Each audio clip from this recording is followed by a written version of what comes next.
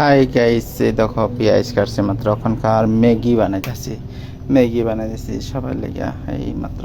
তো কাঁচা লঙ্কা নাই, ওখানকার শুকনা লঙ্কা দিয়ে বানাম।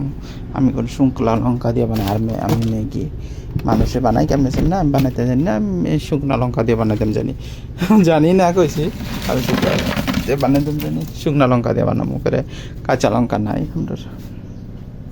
এই আজকে ম্যাগি বানাবো এর মেয়ে, ওখানকার কিছু খাওয়ার নাই। সকালে আমরা খাই না ফট করে, ওই আজকে খাইতেছি, ক্ষুধা লাগছে আজকে।